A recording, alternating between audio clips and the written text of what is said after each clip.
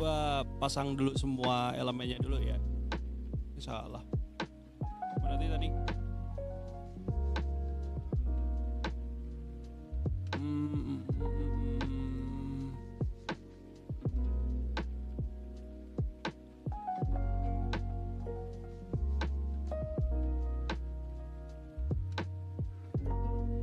Oke, ya. Halo, selamat sore. Bentar, kamera gue turunin dulu.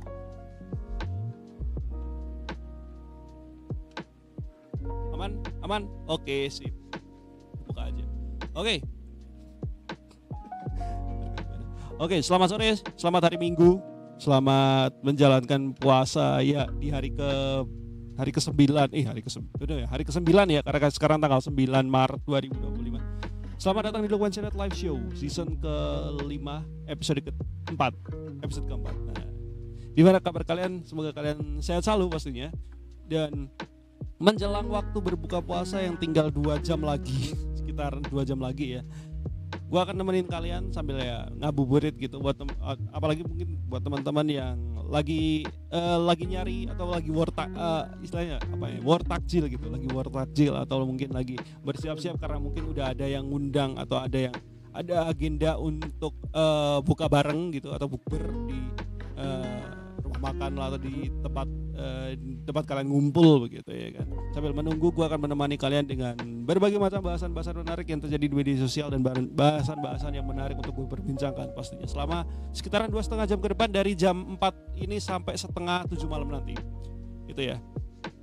Dan sebenarnya kalau untuk yang episode kali ini berita-beritanya rada lumayan menarik untuk untuk diobrolin. Ini nanti masih akan menyangkut terkait dengan informasi atau bahasan yang gue bahas di minggu lalu terkait Rizky Kabar nanti. Tapi itu cuma sekelebat aja. Tapi ada isu lain yang menarik untuk gue berbincangkan, itulah terkait dengan fenomena food vlogger atau food reviewer and whatever istilahnya apalah itu yang jadi kontroversi akhir-akhir ini karena ada yang mereka food vlogger yang bilangnya mereka review dengan jujur, tapi kadang-kadang kejujuran mereka tuh bukannya membuat semakin lebih baik, malah jadinya bikin keadaan jadi lebih buruk. Itu ntar kita akan bahas gitu.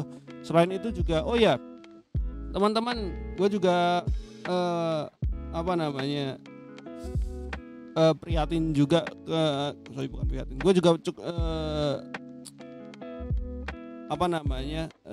cukup respect juga ke teman-teman guru juga kemarin yang udah tetap yang setelah kasusnya Rizky Kaba ini kemudian mulai banyak banget tuh yang speak up gitu, bagaimana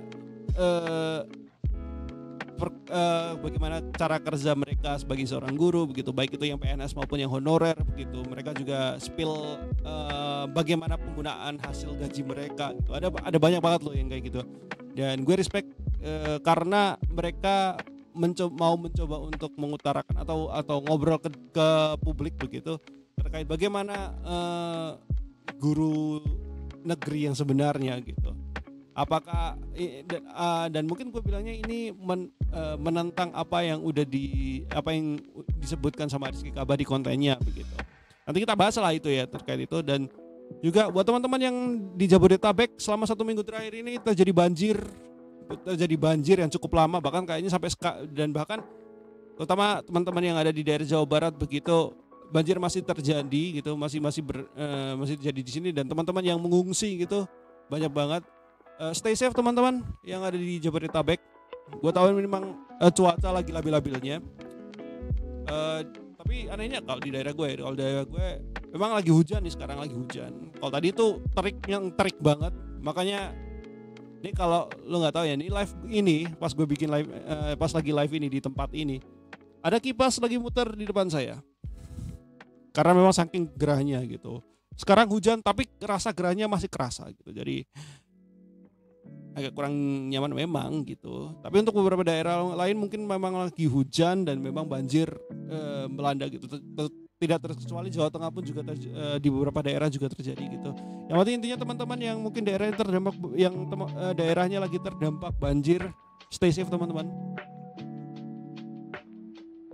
kita harapkan ini semoga badai ini cepat berlalu begitu dan mitigasi bisa berlangsung dengan cepat begitu ya, bisa di penanggulangan dan juga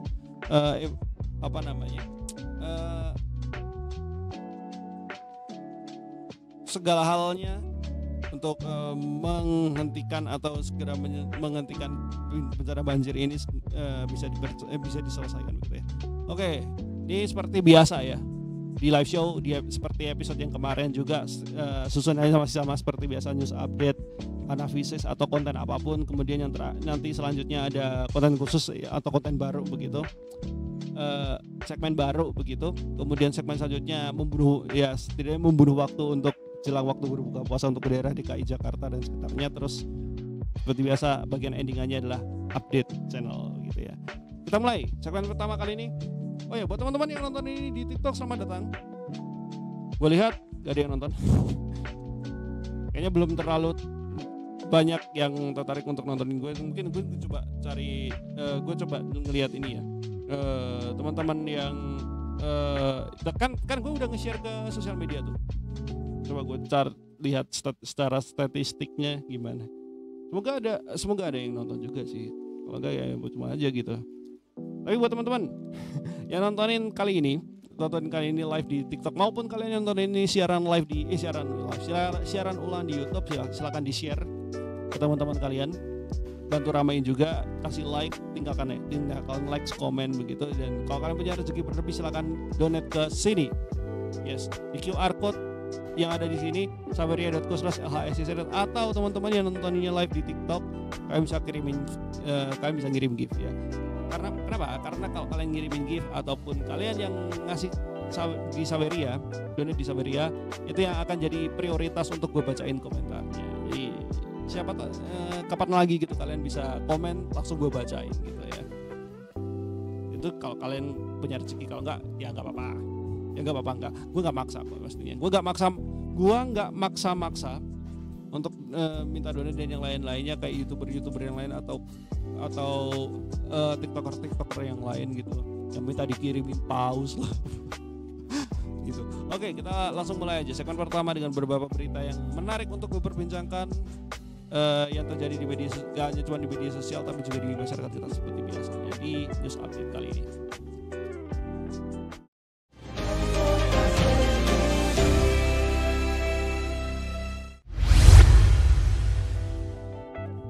Oke, kita mulai news update kali ini. Bentar, kenapa frame 14 fps ya? Oke, koneksinya jelek ya pasti.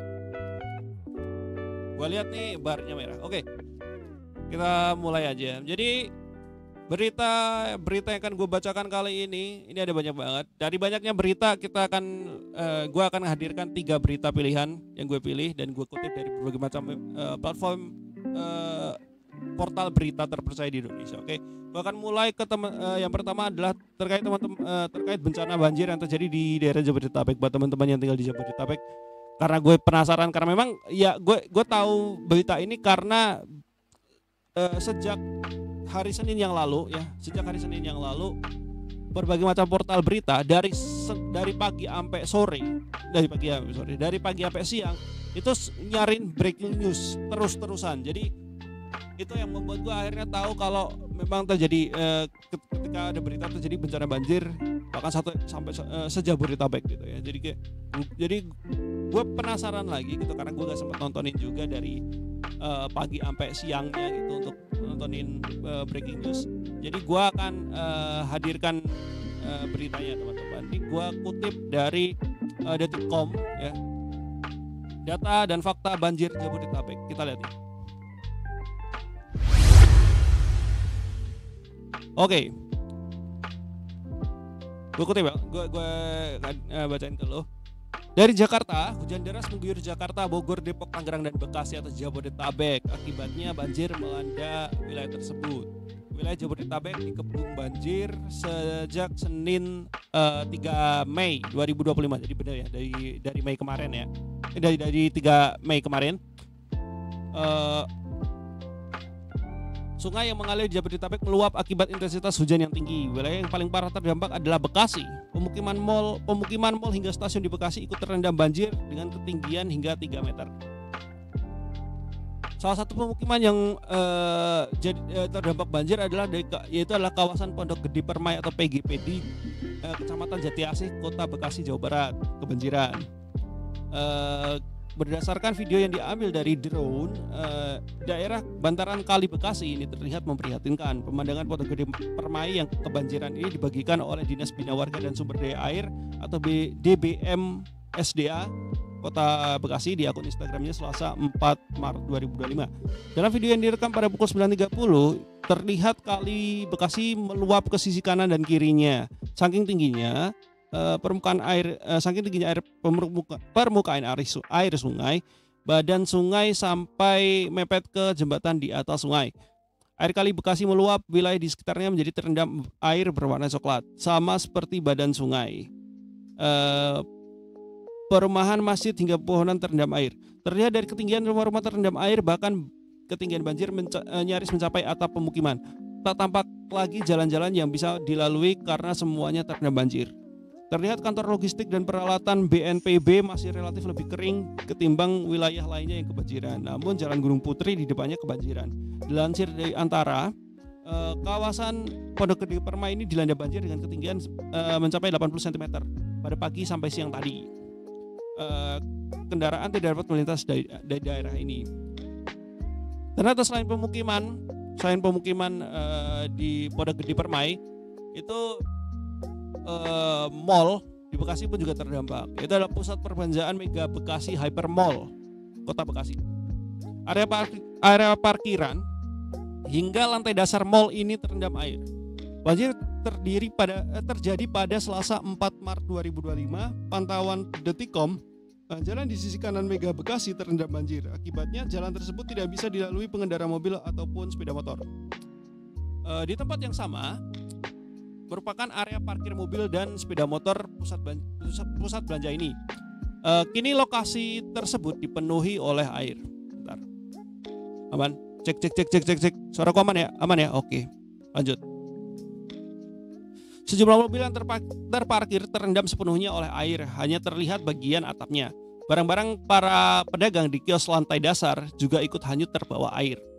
Saat ini aktivitas jual beli hingga kunjungan di Mega Bekasi telah dihentikan. Seluruh akses pintu masuk telah ditutup dan dijagai oleh petugas keamanan. Namun sejumlah pedagang masih tampak berlalu lalang mengevakuasi barang-barangnya melalui pintu valet. Akses itu menjadi satu-satunya yang saat ini dibuka oleh pengelola. Selain itu juga selain mall, selain pemukiman, stasiun Bekasi pun juga terdampak juga di sini. Sejumlah motor di penitipan stasiun Bekasi terendam banjir sejak Selasa 4 Maret 2025 pagi. Dari rekaman video yang diterima, banjir pagi tadi diperkirakan setinggi 40 cm. Banjir merendam motor yang terparkir di stasiun Bekasi. Salah seorang pemilik motor, Alan, mengatakan banjir di sekitar stasiun Bekasi belum surut hingga malam. Tadi kayaknya cewek-cewek yang nangis juga yang parkirnya di dalam stasiun, batas banjirnya sampai eskalator. Wih, gila bang. Alan sendiri tiba di stasiun Bekasi pada pukul 8 malam. Dia mengatakan suasana stasiun Bekasi gelap gulita akibat mati listrik. Alan mengungkapkan sejumlah penumpang KRL memilih bertahan di stasiun sampai banjir surut. Kalau kita lihat ya, dampak dari banjir sendiri, kalau kita lihat dari data-data yang didapatkan, kita lihat ya. Pertama dari Jakarta, dari data BPBD DKI Jakarta jam 8 malam, data yang diambil dari tanggal 4 Maret 2025 di jam 8 malam, BPBD DKI Jakarta gitu, ada 119 RT yang masih kebanjiran.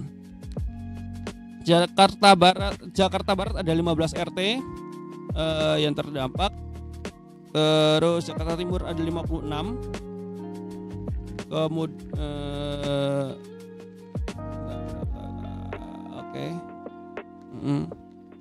Jalan tergenang ada 4 ruas jalan yang terdiri atas Jalan Puri Kembangan dan Bumi Mutiara.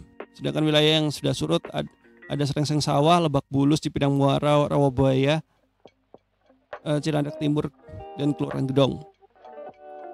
Itu. Terus ada data di Bekasi sendiri pun juga ada banyak juga nih dampaknya. Kecamatan Bekasi Timur, Bekasi Utara, Bekasi Selatan, Jati Asih, Pondok Gede, Rawalumbu gitu.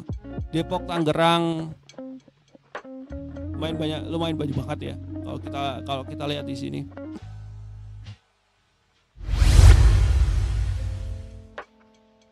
Dari kejadian bencana banjir yang terjadi di Jabodetabek, walaupun sebenarnya untuk yang sekarang nggak cuma di Jabodetabek, juga beberapa daerah juga mungkin terdampak banjir begitu, terjadi bencana banjir.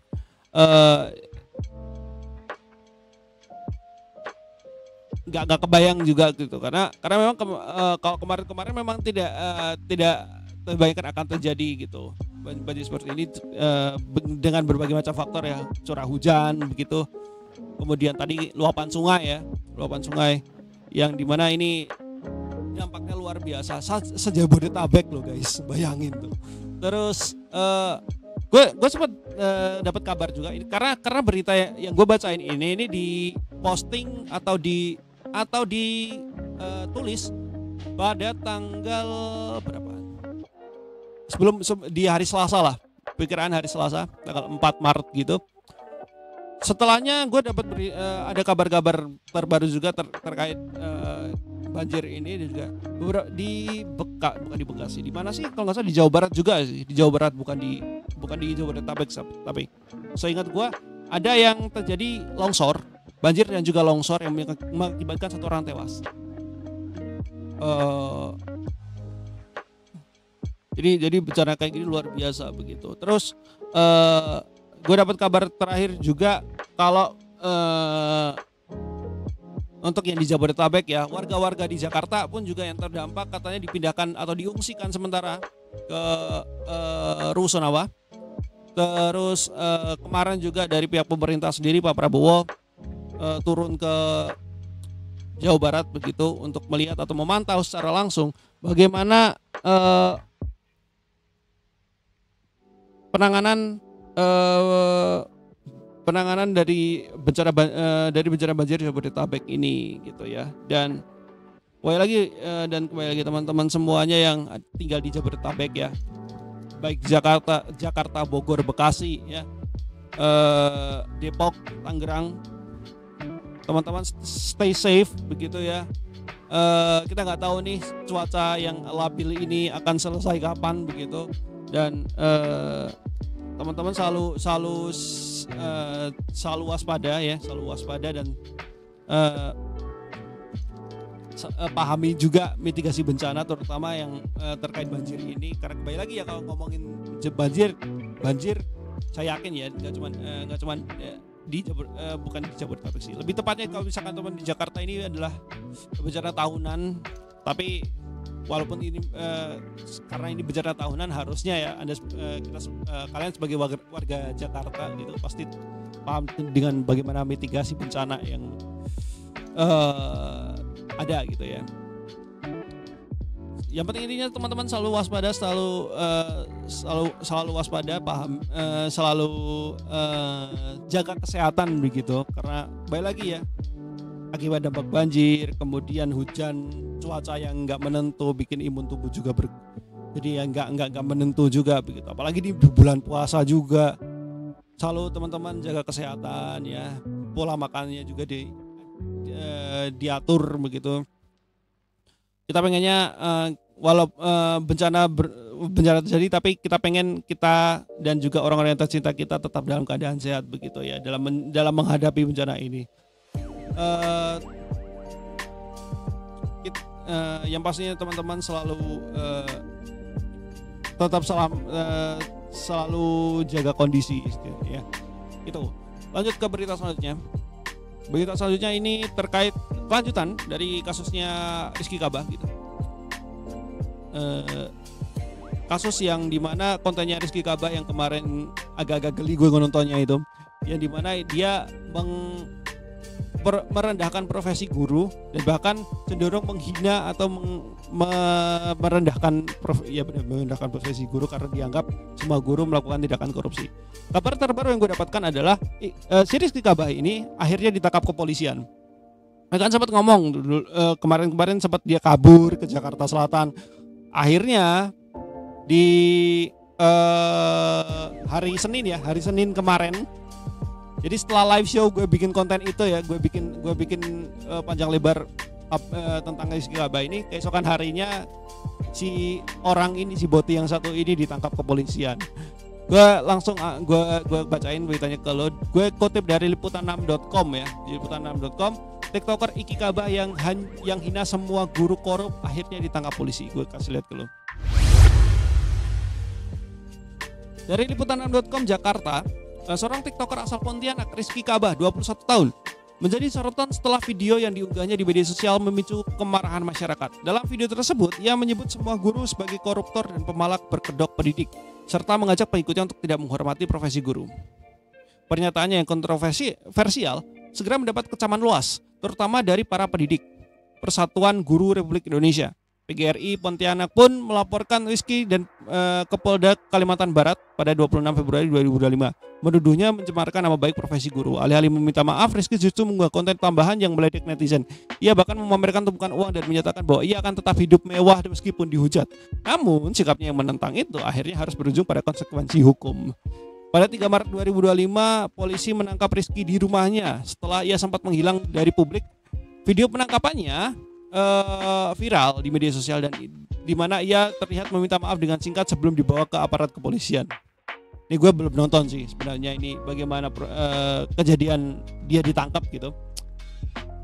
Tapi buat teman-teman yang baru tahu terkait berita ini, mungkin kalian bingung gitu. Awalnya kenapa sih kok bisa akhirnya ketangkap gitu, dan sebenarnya Rizky Kaba ini kasusnya apa gitu. Kalau buat kalian yang baru ngikutin ya, ini gue kasih tahu gimana kronologi kasusnya. Oke teman-teman. Jadi si Rizky Kaba ini pertama kali menarik perhatian publik ketika mengunggah video di TikTok pada 9 Februari 2025 yang lalu. Dalam video tersebut ia menyebut bahwa guru bukanlah pahlawan tanpa tanda jasa, tapi justru sering melakukan pungutan liar di sekolah. Video ini langsung menuai protes dari berbagai pihak. Banyak tenaga pendidik dan netizen mengecamnya karena dianggap merendahkan profesi yang selama ini dihormati di Indonesia.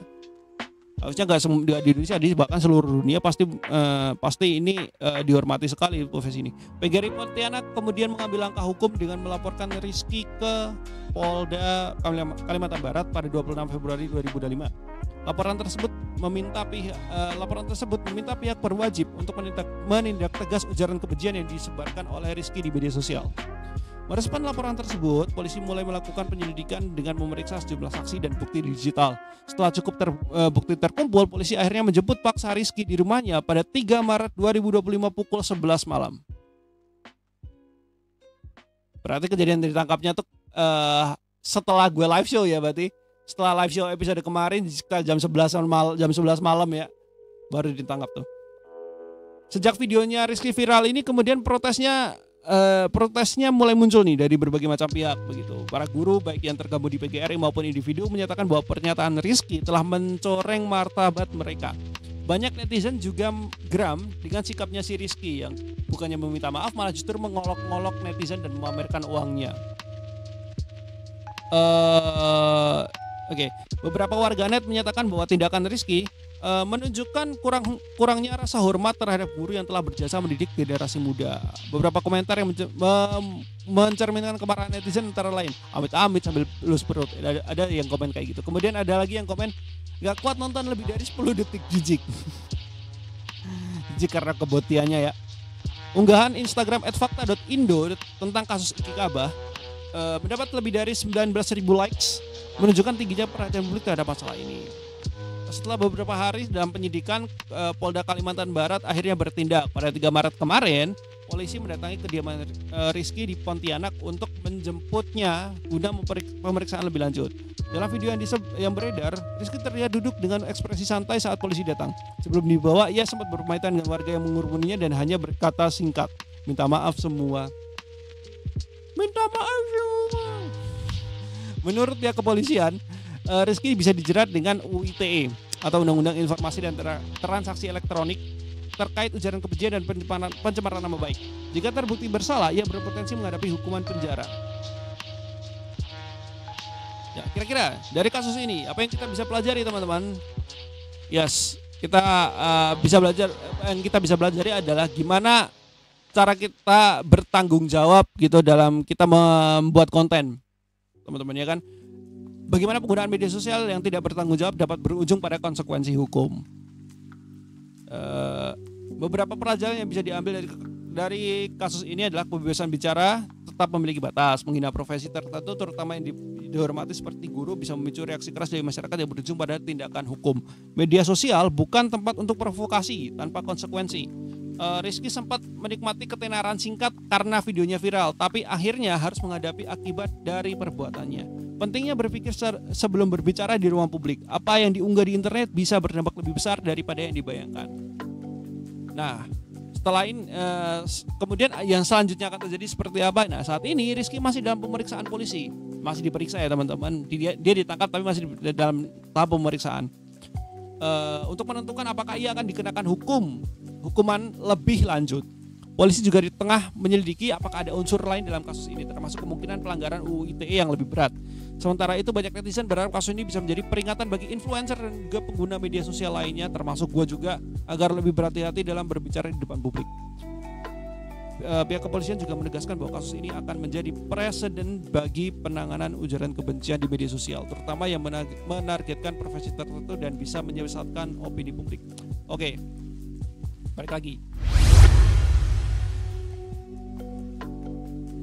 Yes, ini jadi pelajaran berharga buat teman-teman, termasuk buat teman-teman yang jadi konten kreator, baik itu konten kreator TikTok maupun di YouTube maupun di platform media sosial manapun.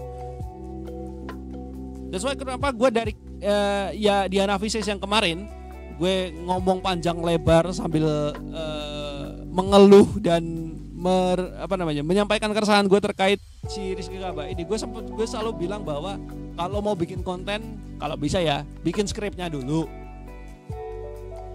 That's why ketika gue bilang gue ngomong gini tuh karena pengalaman pernah beberapa kali gue ngomong sesuatu gitu, memberikan statement tertentu yang jujur itu adalah pendapat gue dan itu nggak ada merugikan pihak-pihak yang seperti guru atau polisi atau apapun, nggak ada sama sekali.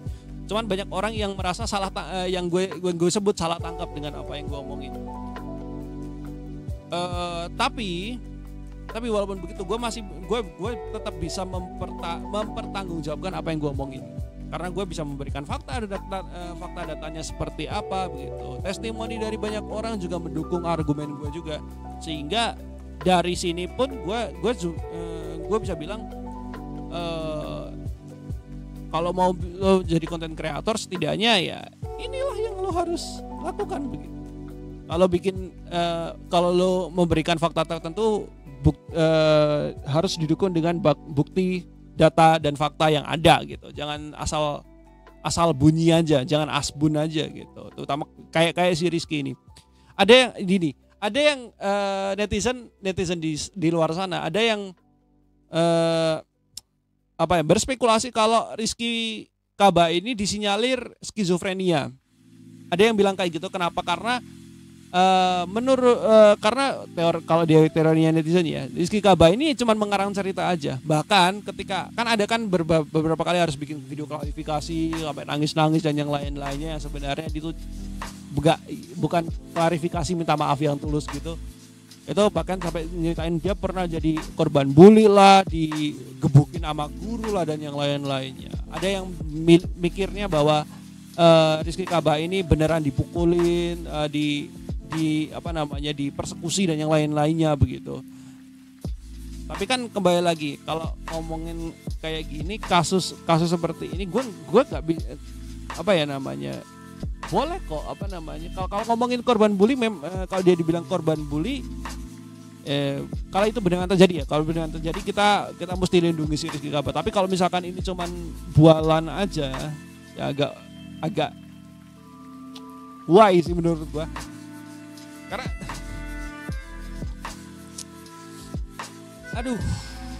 ini agak berat nih gue ngomongin kayak gini nih. Bahkan nih gue yakin ya ketika dia udah ditangkap dan dibawa sama pihak kepolisian dan dia bilang minta maaf semuanya, itu gue yakin masih ada rasa kekehnya kalau dia nggak salah. Dan gue kembali lagi ya, lo sebagai konten kreator kalau lo viral dan trending gara-gara kontroversi, lo jangan bangga. Malah menurut gue itu adalah hal yang sangat sampah sekali menurut gue. Lebih baik lo terkenal karena lo bikin lo ngasih ilmu, lo ngasih pemahaman atau pengetahuan lo terhadap bidang tertentu gitu loh, dan lo bisa share ke banyak orang itu dan kemudian viral, itu malah lebih, harusnya yang lebih dibanggakan yang kayak gitu, bukan yang dimana lo cuman ngomong asbun rame jadi kontroversial, banyak yang menghujat sampai masuk TV, ya masuk TV kriminal, berita kriminal begitu, terus lo banggain. Bro, masuk berita kriminal itu bukan suatu prestasi guys, jangan pernah membanggakan hal itu gitu. Jadi gitu ya. Ini buat junior gue tuh, Rizky Kabatu. Gue sebutnya dia junior gue ya. Karena dia lulus sekolah tuh ya baru-baru aja gitu. Dan gue sendiri ya kalau ngomongin pendidikan gue lebih senior. Kalau ngomongin bikin konten gue lebih senior daripada dia juga. Jadi ya junior gue. Selamat belajar di tahanan ya. Kok begitu? Oke, lanjut lagi. Berita yang terakhir. Berita terakhir ini juga lagi hangat diperbincangkan di minggu-minggu ini. Itulah terkait dengan ada oknum food reviewer yang dimana lagi rame karena mereka bikin konten di TikTok yang nge-review makanan lah, bikin konten food vlogging begitu, tapi mereka bikin komentarin tentang food makanan begitu. Mereka tuh nggak pakai etika, dan bahkan ada oknum reviewer yang bahkan sampai melakukan pemerasan. Dan ini ramai diperbincangkan, dan bahkan sampai sekarang masih ramai diperbincangkan, dan ini akan selengkapnya akan gue bahas di segmen kedua. Tapi gue akan kasih lihat dulu beritanya ke lu terkait oknum food reviewer ini dan tindakan boikot yang dilakukan oleh berbagai macam resto maupun usaha kuliner begitu ya. Gua kutip ini dari idntimes.com. Viral boikot oknum food reviewer, ulasan tak beretika tadi mana? Sorry. Gua ulangi.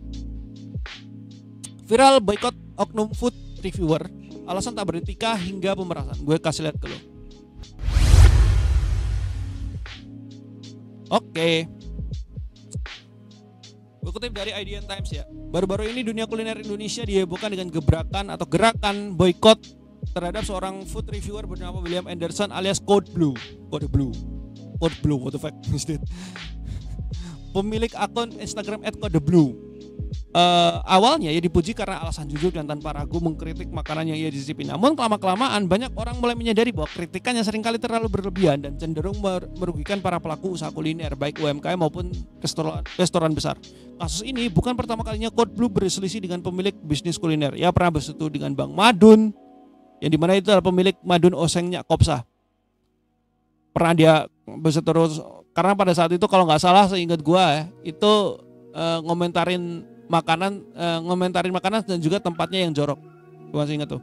Kemudian sempat berseteru dengan Bang Madun dan ia memberikan ulasan yang kurang baik terhadap makanan yang telah dijual selama 25 tahun. Code Blue mengkritik harga, porsi, kebersihan dan pelayanan yang menurutnya tidak memuaskan. Tak hanya itu, ia juga pernah bersitegang dengan food vlogger Farida Nurhan. Bahkan sempat mengancam akan melaporkannya ke polisi jika tidak minta maaf. Kejadian terbaru yang membuat namanya semakin kontroversial adalah dugaan pemerasan terhadap sebuah toko roti populer Claremont ya. Akibat ulasannya yang dinilai lebih mencari sensasi dibanding objektivitas. Warganet pun mulai bergerak untuk memboikot Code Blue. Kini mulai banyak orang yang tidak tahan dengan cara review Code Blue yang bisa merugikan bisnis kuliner. Bahkan di Instagram muncul seruan boikot yang digagas @gastronusa. Lantas seperti apa gerakan boikot food reviewer ini dan bagaimana etika yang benar dalam mengulas makanan? Kita lihat ya. Kita ngomongin soal si gerakan boikot oknum ini. Gerakan boikot terhadap Code Blue digagas @gastronusa, media gastrotainment Indonesia.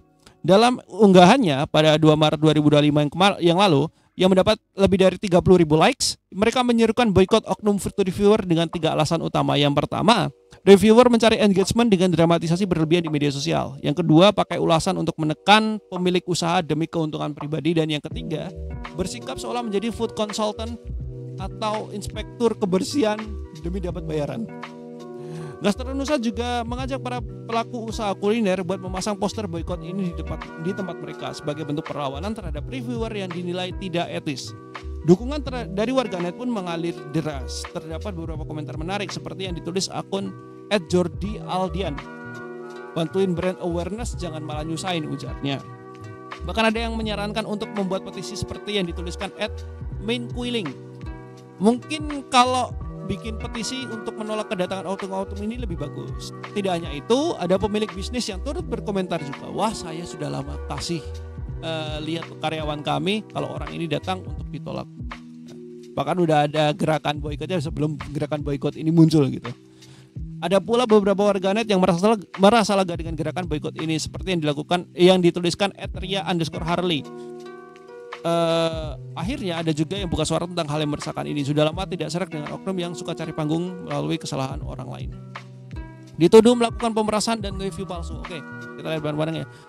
Codeblue juga dituduh melakukan pemerasan ke beberapa bisnis kuliner. Beberapa kasus yang mencuat adalah ketika mengulas salah satu restoran makanan cepat saji ternama Ricis. Terdapat kecoa di dalam minuman berwarna pink yang ia minum. Dia minum pink lava dan dibilangnya kalau di dalamnya ada kecoanya.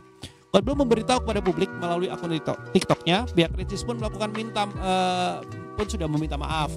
Namun Codeblue meminta 500 juta hingga akhirnya Ricis hanya sanggup memberikan 90 juta. Bayangin tuh. Selain kecoa dalam minuman Ricis, Codeblue juga pernah mengulas kecoa yang ada di dalam roti Holland Bakery di Bali. Memiliki akhir yang sama. Pihak toko roti harus meminta maaf ke Codeblue. Ia juga pernah mengulas UMKM steak di pinggir jalan. Oh, ini gue ingat banget ini. Codeblue memberitahu steak tersebut tidak berkualitas. Ia pun minta ganti steak hingga 3 kali. Akibat perbuatannya, tempat makan steak tersebut menjadi sepi. Nah, belakangan ini Codeblue tengah dihebohkan dengan ulasannya terkait Bika Ambon Cimehong yang berisi kutu dan lalat. Padahal sebelum ada kasus tersebut, warganet merasa tidak pernah ada masalah begitu. Salah satu kasus yang membuat warganet heboh baru-baru ini adalah ulasan Codeblue terhadap toko roti, sebuah toko roti Claremont. Ternyata ia bekerja sama dengan mantan staf Claremont untuk menjatuhkan merek tersebut. Kasus ini berawal dari Claremont yang ingin mengirim roti ke sebuah panti asuhan. Setelah itu roti yang fresh diganti roti yang rusak. Lalu mereka menggoreng hal tersebut. Oke. Akhirnya Claremont harus mengklarifikasi selama 2 tahun, tetapi tetap kalah power dengan Codeblue sebab orang-orang yang sudah terlanjur percaya dengan dirinya. Bahkan ada seorang influencer ilmu bisnis @ardiawanhaley23 yang menampilkan isi chat WhatsApp Codeblue dan pihak Claremont. Namun chat tersebut sudah dihapus dari postingan TikTok Codeblue. Udah dihapus ya. Dalam pesan tersebut ia meminta Claremont untuk nego harga hingga akhirnya harus membayar fee food consultant sebesar 350 juta. Fee tersebut berlaku jika toko roti tersebut ingin mendapatkan ulasan yang bagus. Oh gitu cara mainnya. Influencer, nah ini kemudian banyak banget yang bersuara terkait fenomena kontroversialnya seorang Codeblue ini. Influencer TikTok @sihudikuning pun ikut bersuara. Dalam videonya dia bahas dugaan pemerasan Codeblue terhadap para pelaku usaha kuliner, termasuk kasus Claremont yang sampai ke Polres Jakarta Selatan. Ia mengingatkan pentingnya melawan praktek seperti ini supaya UMKM tidak terus-terusan dirugikan. Ia menyebutkan bahwa jangan menormalisasikan dan meniru Codeblue. Jangan sampai ada kreator lain yang menormalisasikan dan meniru, menyebabkan pelaku UMKM terlihat seperti helpless, tuturnya.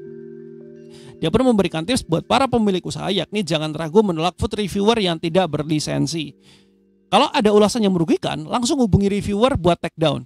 Ia juga menyebutkan kalau tidak digubris, sebaiknya laporkan saja. Jika perlu, pasang stiker larangan rekam tanpa izin di tempat usaha, seperti yang sudah dilakukan beberapa pedagang di Pasar Santa. Ingat bahwa pemilik bisnis punya hak penuh untuk mengatur tempat usaha mereka. Itu adalah lapak kalian, ruang kalian, hak kalian yang mengatur, dan kalian bisa menolak customer. Jika tidak mau melayani, itu hak kalian, tuturnya. Nah, tapi kalau kita ngomongin nge-review makanan kayak Codeblue ini, memang jadi kontroversial. Karena katanya review itu harus jujur. Kalau enak ya bilang enak, enggak ya enggak aja gitu. Cuman ada etikanya teman-teman. Ada etika kalau lo mau nge-review makanan. Gimana sih etikanya? Nah ini gue kasih lihat. Tahukah kamu memberikan pendapat merupakan hak konsumen untuk yang dilindungi Undang-Undang Perlindungan Konsumen. Ada beberapa etika memberikan review produk atau jasa yang harus diperhatikan konsumen. Dicatat baik-baik ya. Yang pertama, gunakan bahasa yang baik dan patah saat memberikan review supaya terhindar dari konflik. Dengan begitu penyampaian ulasan akan lebih mudah dipahami dan tidak multitafsir. Kayak gimana? Kayak mana ini? kedua, berikan review yang jujur apa adanya dan sesuai dengan fakta yang ada, jangan dilebih-lebihkan atau sebaliknya. Yang ketiga, melampirkan bukti seperti foto atau video sebagai bukti pendukung review sehingga dapat dipertanggungjawabkan nantinya. Pastikan foto atau video tersebut terlihat jelas baik dari segi pengambilan gambar atau audionya. Yang keempat, usahakan menyampaikan keluhan atau kritik secara langsung pada pelaku usaha terlebih dahulu. Sebagai contoh, melalui direct message email, chat atau pada pihak restoran atau pelaku usaha. Sebagai tambahan nih, mengutip influencer kuliner @evener, ada 5 etika yang seharusnya diterapkan food reviewer. Di antaranya yang pertama, hindari drama berlebihan hanya untuk menaikkan engagement. Lalu yang kedua, fokus ke makanannya, bukan tempat atau pemiliknya. Ulasan sebaiknya tetap soal kualitas makanan, bukan faktor lain yang tidak relevan. Itu yang kedua. Lalu yang ketiga, memberikan kritik yang membangun kalau ada kekurangan. Kalau ada kekurangan lebih baik disampaikan langsung ke pemilik usaha sebelum dipublikasikan. Dan yang keempat, etika dan adab itu tetap di atas segalanya, karena bisnis kuliner itu variabel yang mempengaruhi. Dan bisa menjadikan sebuah usaha itu maju atau tidak. Nah, oke. Jika influencer kamu bagus dan mendatangkan rezeki, pahalanya akan mengalir. Jika kamu tidak baik, akan ada banyak orang yang kehilangan nafkah dan pekerjaannya. Ia pun tidak setuju dengan gaya influencer yang menjatuhkan lebih baik sampaikan secara langsung. Diketahui 28 Februari 2025 Codeblue mengunggah video permintaan maaf ke Clearman. Ia meminta maaf karena berita yang didapatkan sepertinya bermasalah. Jadi saya bertanggung jawab atas tindakan saya yang tulus dan juga kepada masyarakat Indonesia. Saya tidak akan mengulangi itu di masa mendatang. Kasus Codeblue ini jadi pelajaran buat kita semua bahwa tidak semua food reviewer bisa dipercaya. Sebagai konsumen, kita harus lebih kritis menerima informasi. Sementara itu pelaku usaha yang juga perlu berani menghadapi reviewer yang tidak beretika. Kamu harus ingat bahwa etika dalam review makanan harus selalu dijaga supaya industri kuliner berkembang sehat tanpa praktek curang yang merugikan banyak pihak. Jadi itu aja beritanya. Ntar kita bahas ini di segmen kedua secara lengkapnya, oke? Jadi itu 3 berita yang udah gue kasih tahu ke teman-teman semuanya. 3 berita tersebut udah merupakan 3 berita terpilih yang terjadi selama 1 minggu ke belakang ini yang menarik untuk gue perbincangkan. Buat kalian yang pengen dapat informasi berita atau berita yang terbaru seperti ini, kalian bisa cek aja di berbagai macam portal berita terpercaya di internet yang sudah diakui oleh media pers. Ada banyak banget sih. CNN masih diboikot, jadi jangan dulu. Detikcom, Liputan 6, TV One News, Kumparan, IDN Times, dan juga banyak banget portal berita lainnya di sana. Kalian bisa cek aja di sana. Kemudian kalau teman-teman dapat informasi dari berbagai macam platform media sosial, terutama broadcast message, jangan asal sebar. Cek dahulu beritanya benar atau enggak, narasinya masuk akal atau enggak, tulisannya benar atau enggak, begitu. Cek di portal berita terkait berita tersebut memang ada atau tidak. Cek juga di portal berita yang lain apakah beritanya memang sama narasinya, begitu. Cek juga sumbernya jelas atau enggak gitu ya. Kalau semuanya udah terverifikasi dan semuanya aman, semuanya terverifikasi dan aman, kalian bisa langsung share, oke? Marilah kita sama-sama jadi netizen yang cerdas dan bijak. Cek dahulu, sebar kemudian.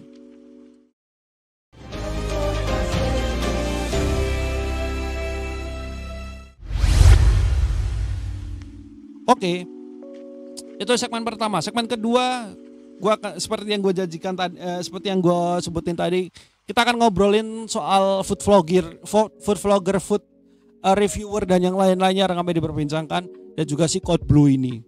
Karena kebetulan gue main TikTok juga ataupun main sosial media, jadi gue tahu bagaimana si Codeblue dan yang lain-lainnya begitu, cara kerjanya mereka, bukan cara kerjanya sih, konten-kontennya yang memang sempat jadi viral dan kontroversial begitu. Kita akan ngomongin ini tapi nanti di segmen selanjutnya. Pastikan teman-teman semuanya tetap bareng kita di Lukman Channel Live Show season kelima di episode keempat. Kita akan balik lagi setelah jeda iklan. We'll be right back.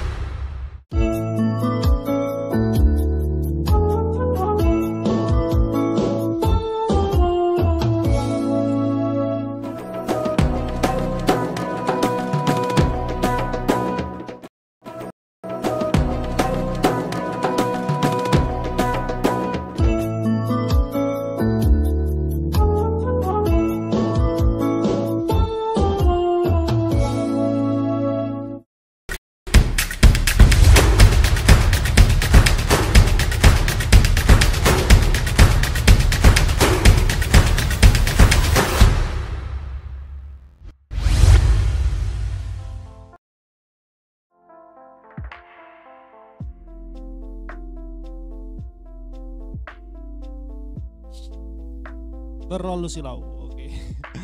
Kembali lagi kita di Lukman Internet Live Show season kelima di episode keempat. Kita lanjut lagi di segmen yang kedua.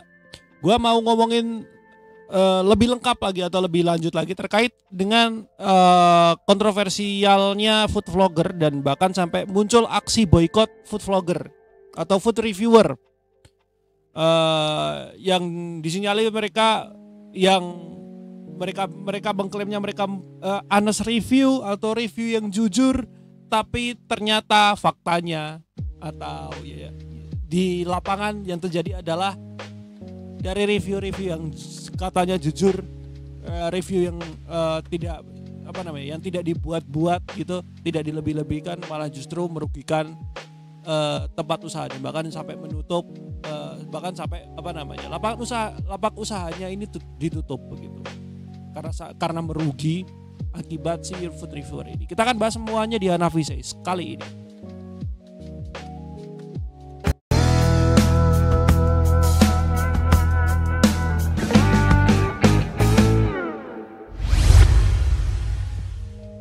Oke. Kalau ngomongin food reviewer memang banyak banget ya. Bahkan semenjak munculnya sosial media yang berbasis video, kita sebut aja Instagram, banyak banget orang-orang akan berlomba-lomba bikin konten, bikin postingan begitu di sosial media yang berbau ngasih rekomendasi tentang makanan-makanan gitu ya kan. Rekomendasi makanan yang enak di daerah ini A, B, C, D, E begitu mesti dicoba.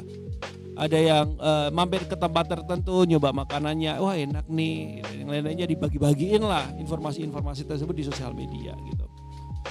Nah, semakin maraknya sosial media ini dipakai untuk konten-konten seperti itu oleh netizen pengguna baik itu orang-orang yang seperti gue yang pakai sosial media cuman buat posting foto eksis sendiri aja, sampai mereka yang katanya mereka memang memperhatikan atau memperdulikan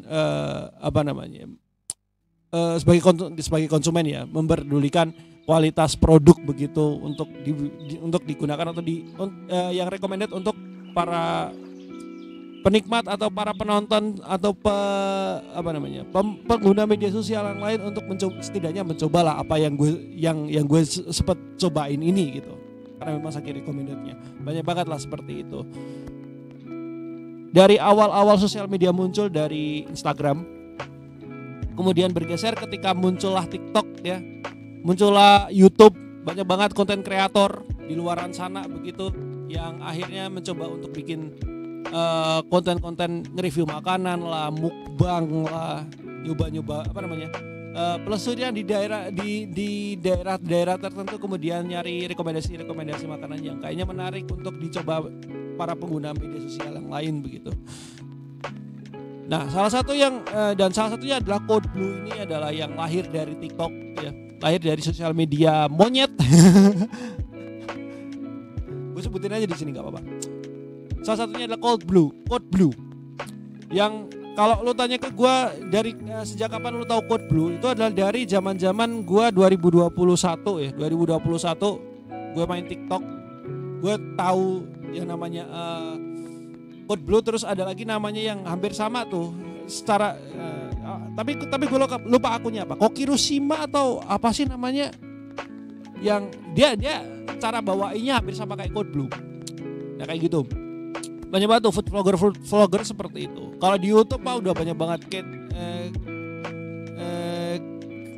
lupa namanya siapa, aduh lupa gue. Tan Boy Kun udah pasti, tapi dia gak nge-review makanan juga sih.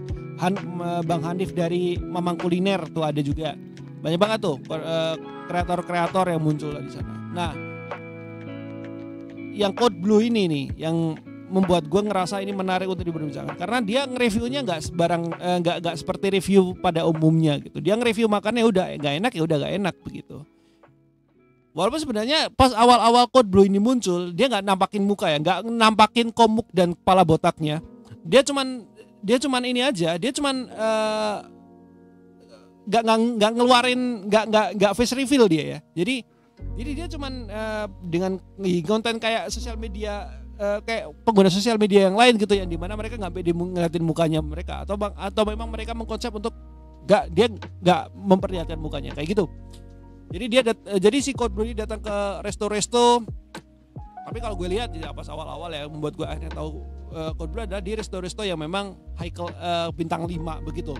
Jadi dia nge-review makanan begitu gak enak, bahkan sampai kalau misalnya gak enak dia bilang gak enak, bahkan sampai minta minta untuk dibawain yang lebih yang baru gitu.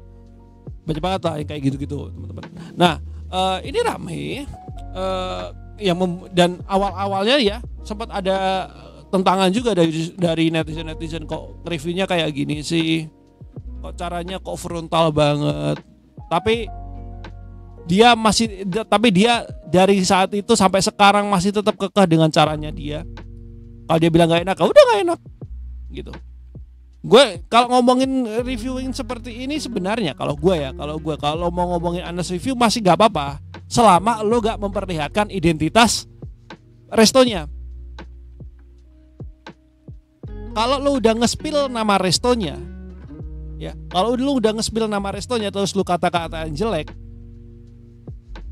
ya gimana nggak disebut menghancurkan bisnis orang begitu. Masalahnya ini soal perut dan soal usaha. Maksud gue kalau misalkan lo ngerasa lo nyobain makanan dari resto tertentu dan lo bilang itu gak enak, lo bisa komplainnya langsung ke orangnya aja tanpa harus di-post ke sosial media. Karena gini, kenapa? Karena pengguna media sosial itu banyak banget tipenya. Ada yang dimana mereka dapat informasi langsung ditelan mentah, ada mereka yang dapat informasi dicerna dulu.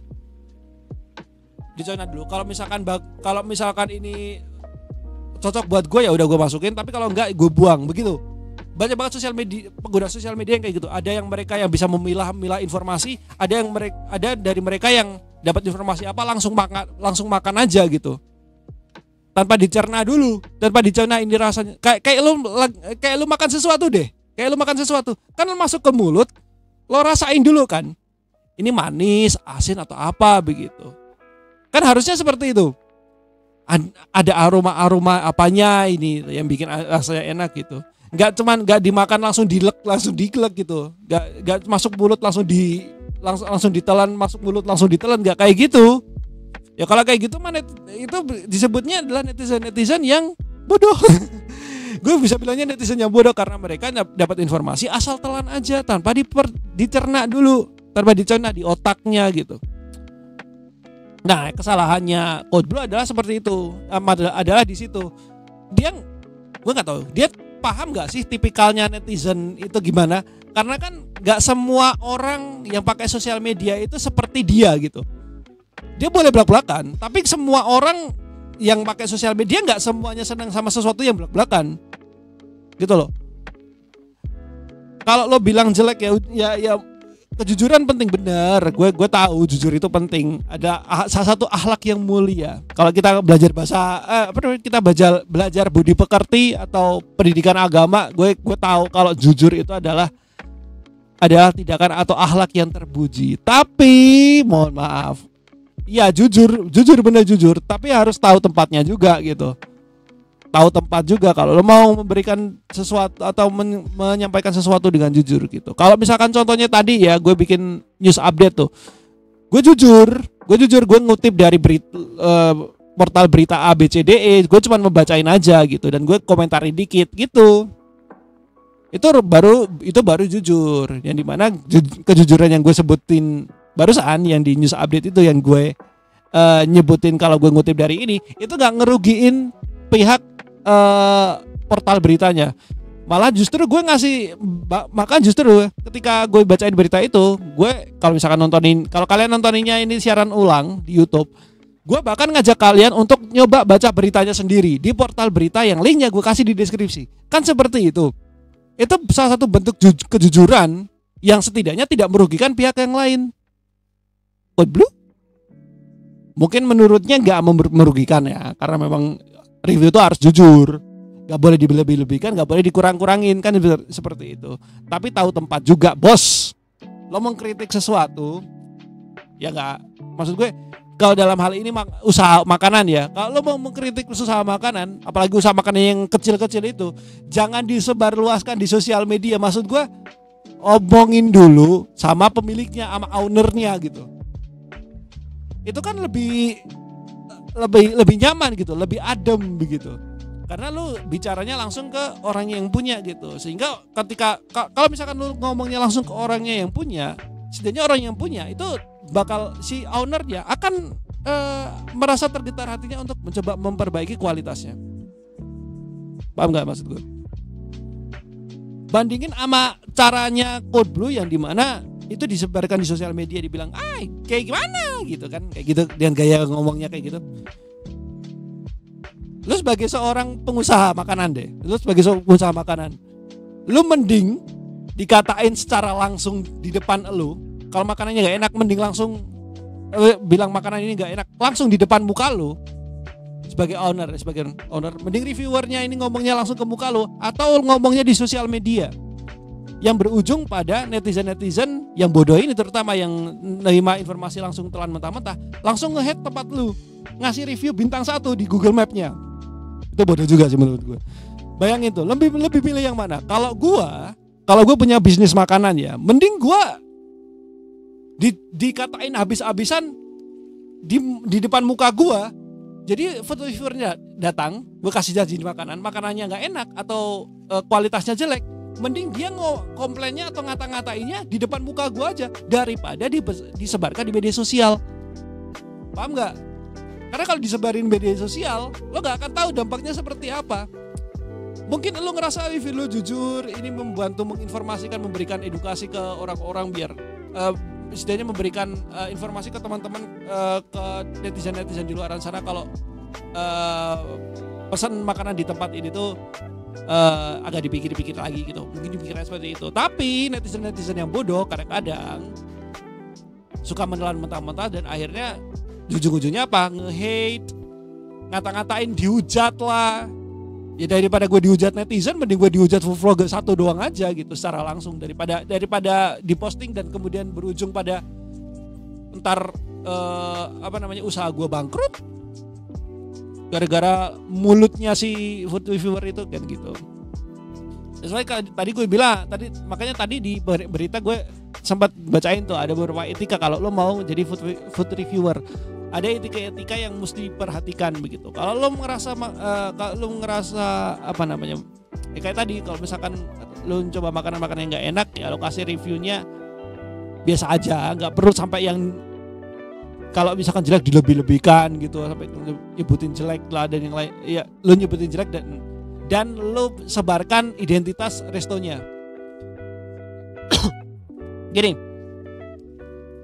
Mungkin gue mungkin gini, nyaranin salah satu konten YouTube yang ini mungkin kalau misalkan lo jadi kalau misalkan jadi kreator food vlogger atau food reviewer, lo bisa tiru. Itu adalah YouTube-nya Mamang Kuliner. Kan ada tuh dia di kontennya Mamang Kuliner itu ada konten namanya Set Food. Di mana Mas Hanif itu mereview beberapa makanan yang dia pesan dari ojol ya. Beberapa makanan yang dipesan dari ojol yang ratingnya rendah. Kalau lo nontonin konten itu, lo akan sadar kalau ketika dia nge-review makanan dan memang makanannya jelek, itu Bang Hanif gak pernah ngasih lihat itu dari resto mana. Dia cuma ngelihat reviewnya orang-orang aja, reviewnya orang-orang di aplikasi pesan makanan itu. Jadi cuman ngasih lihat itunya aja, reviewnya aja. Sedangkan nama restonya nggak dikasih lihat. Di komentar ini udah gitu aja. Masalahnya kesalahannya Code Blue adalah di situ identitasnya terlihat gitu. Kalau ngomongin Code Blue yang nge-review makanan, dia datang kemudian dia pesan makanan terus menjelek dan yang lain-lainnya, selama dia nggak ngasih lihat identitasnya, gue masih fine aja. Cuma jadi pertanyaan dan jadi masalah ada yang jadi agak-agak malas juga gue nontonin Code Blue adalah di mana akhirnya kan Code Blue kemudian konten-kontennya kebanyakan adalah menanggapi keresahan orang-orang gitu, yang kayak orang-orang udah pernah pesan makanan di A, B, C, D, E tapi ternyata makanannya jelek lah, di DM lah ke akunnya Code Blue dan Code Blue menyebar luaskannya. Kesalahannya Coldblue adalah tidak memastikan dulu informasi yang dia dapat atau keluhan-keluhan dari netizen-netizen yang didapatnya. Karena kadang-kadang netizen tuh ada yang dia ngeluh, beneran ngeluh, dan memang fakta di lapangan seperti itu. Ada juga yang cuman ini aja, cuman ngutarain keresahannya, padahal di lapangan belum tentu itu benar gitu. Nah, kesalahannya Coldblue adalah dia dapat DM nggak dicerna dulu. Maksud gue bukan nggak dicerna sih, istilahnya nggak dicari dulu informasi atau info lengkapnya atau info yang sebenarnya terjadi seperti apa gitu. Dia cuma menyaring pendapat dari netizen aja dan disebarluaskan. Itu kesalahannya.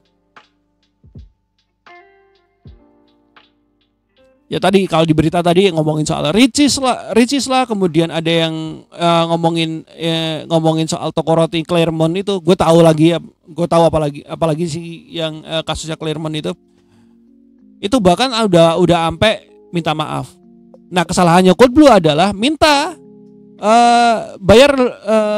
bayar pungutan lah istilahnya gitu, pemerasan gitu. Kalau di berita yang tadi, di beritanya IDN Times tadi, sampai berapa ratus juta. Maksud gue, Coldblue gini, kan lu cuma nyaring opini dari nyaring keresahan dari netizen. Kan lu gak ngerasain makanannya. Yang pertama, lu gak ngerasain makanannya.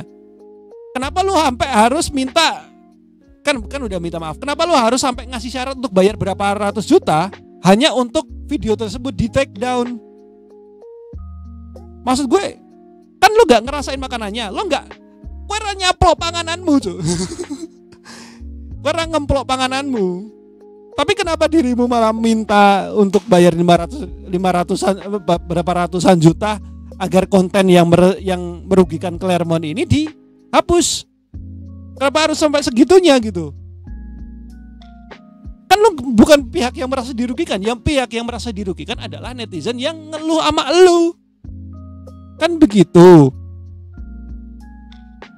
Kecuali lu datang ke tempatnya, memang tempatnya kotor gitu kan, kemudian lu minta ganti rugi dan yang lain-lainnya, lu minta ganti rugi dengan uang sejumlah tertentu, gue nggak jadi itu it's up to you, itu terserah lu aja. Cuman karena lu bukan pihak yang merasa dirugikan, kenapa lu sampai minta duit hanya untuk biar dari pihak yang dirugikan ini minta video yang lu nyebarin keluhan itu dihapus? Maksud gue, kenapa lu harus ngakuin seperti itu sih? Gila banget sama duit. Itu. Kemudian ada yang lucu lagi. Saat kasus ini rame diperbincangkan di media sosial, ada banyak banget tuh. Kemudian muncul banyak banget food vlogger di luaran sana, food reviewer di luaran sana, yang mereka bahkan nge-review aja salah. Cara nge-reviewnya mereka salah. Gue sempat baca berita. Aduh, gue lupa lagi nama food reviewernya siapa tuh. Cewek namanya siapa, lupa gue. Food reviewer cewek tuh, gue lupa namanya siapa. Kan dia ini kan, bentar. Coba gue cari dulu ya. Jadi dia nge-review makanan. Kalau nggak salah dia nge-review Bika Ambon deh.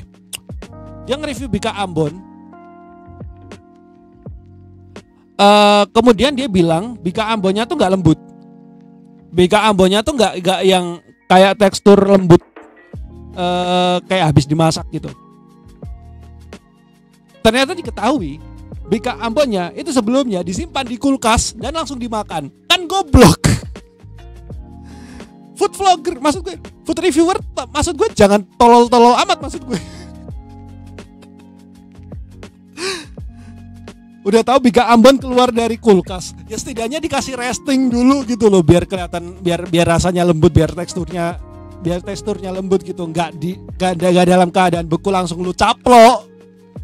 Maksudku gimana sih? Itu salah satu ketololan yang pernah gue lihat dari yang namanya food reviewer. Maksud gue boleh food reviewing, nge-review makanan boleh, tapi jangan kelihatan bodohnya gitu.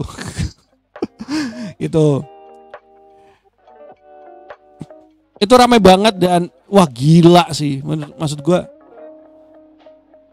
Dan kalau kayak gini kan jadi citra jelek untuk dunia, untuk mereka-mereka yang beneran nge-review makanan beneran gitu. Maksud gue mereka yang beneran ahli, mereka yang nge-review makanan dengan ilmu yang dia punya, itu mereka jadi ikut-ikutan namanya jelek gara-gara food reviewer yang nggak ada yang etika ini. Bahkan sampai akhirnya muncul gerakan boykot oknum food reviewer gitu.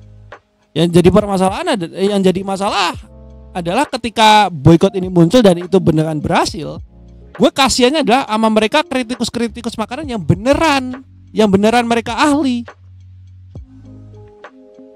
Lo pernah bayangin gak sih?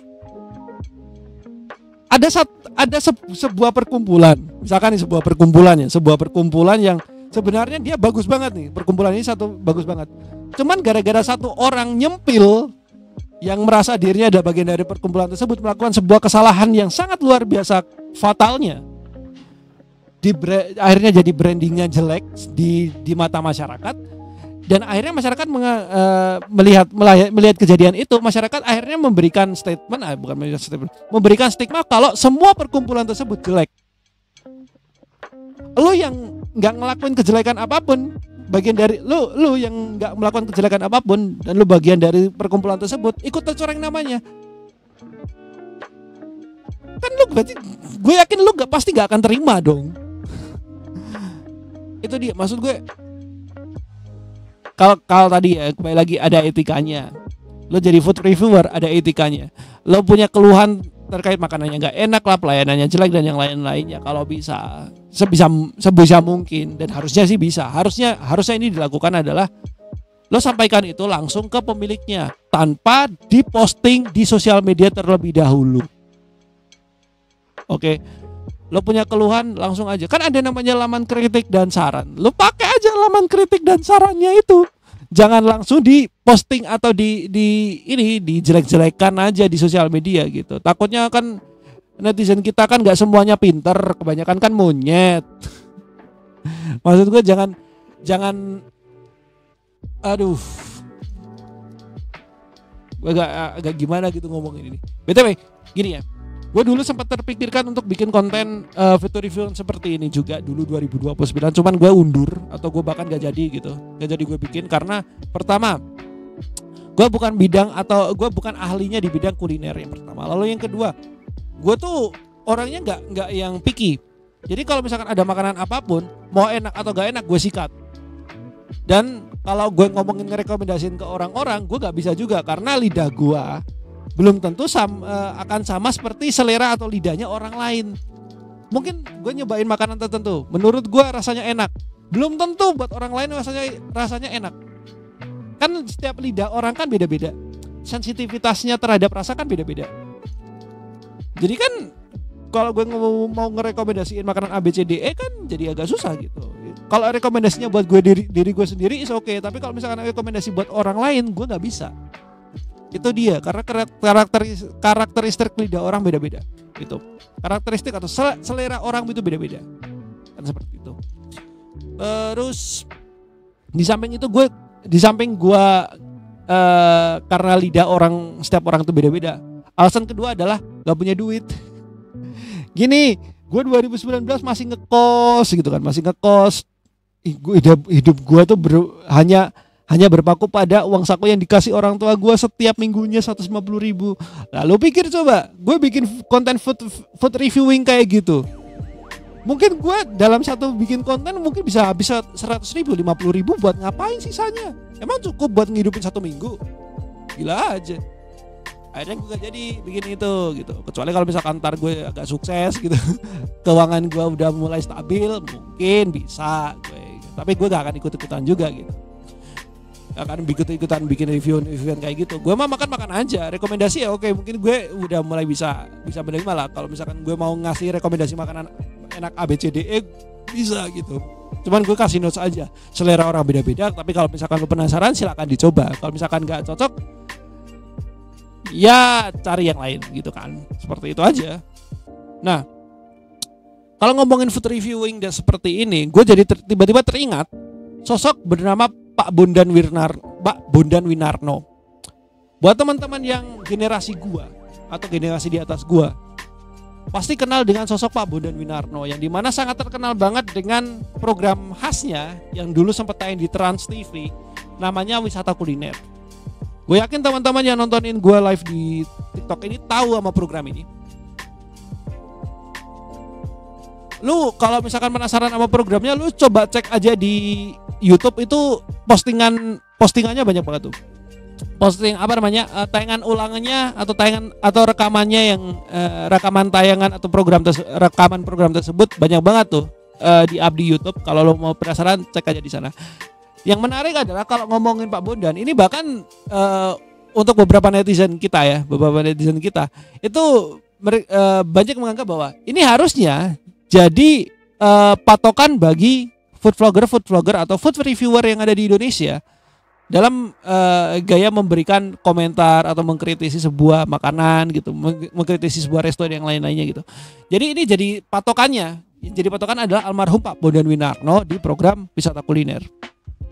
Dan ini menarik. Kenapa? Karena kalau lu nontonin zaman dulu, lu akan sadar bahwa programnya Pak Bondan Winarno yang dulu, yang pada saat itu benar-benar mengedukasi. Jadi jadi kalau kita nontonin program itu, kita tuh gak cuma dikasih tahu wah Pak Bondan lagi makan apa ini, makanannya kayaknya kelihatannya enak banget. Tapi di program itu Pak Bondan ngasih tahu secara rinci apa yang dia rasakan, makanan yang masuk ke mulutnya, masuk ke mulut dan dirasakan dengan lidah beliau, itu dideskripsikan sangat detail. Jadi kayak misalkan lagi makan rawon gitu kan, terus dirasain karena rasanya seger, gurih karena terdapat ada aroma lemonnya yang bikin seger. Kemudian rasa gurihnya ini dari kaldu sapinya cukup khas juga karena rawon ini kuahnya warna hitam dengan karena warna hitamnya itu ada dari biji keluak yang ditumis bersama dengan bumbu-bumbunya. Jadi rasanya khas sekali. Seperti itu. Jadi setiap kali makanan yang masuk ke mulut itu dideskripsikan apa aja yang terasa melalui indera perasa atau lidahnya gitu. Jadi rasa ladanya kuat dan yang lain-lainnya dijelaskan begitu. Nah, kalau ngomongin kayak gini, harusnya sih food reviewer bisa melakukan seperti ini. Cuman sayangnya kembali lagi ya, food reviewer seperti ini kan bikin konten kan di TikTok, yang dimana konten di TikTok kan kalau bisa kan sesingkat mungkin, ya nggak, sesingkat mungkin, jangan yang terlalu panjang, nggak bisa yang terlalu panjang gitu ya, mungkin sekitaran 3 sampai 5 menitan. Dengan waktu yang terbatas itu mereka hanya bisa menjelaskan saya ininya empuk lah, bumbunya menyerap dan yang lain-lainnya lah. Dan penjelasannya cuma gitu-gitu aja. Jadi nggak semendetail Pak Bondan. Kayaknya memang agak sulit begitu. Cuman Pak Bondan bisa jadi patokan utama untuk teman-teman yang mau jadi food reviewer.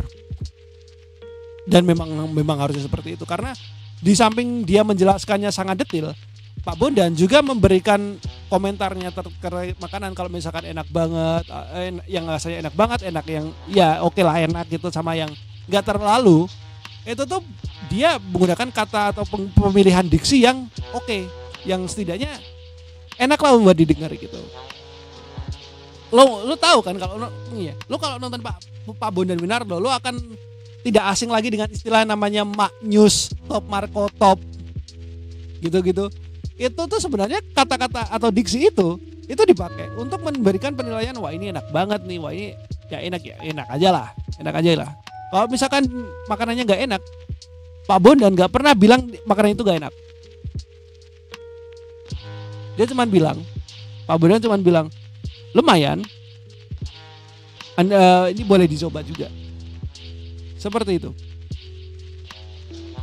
Nah, kenapa dilakukan seperti itu? Karena kalau kita ngomongin wisata kuliner kan itu kan pada saat itu di tahun 2008 belum ada namanya jasa antar makanan ya.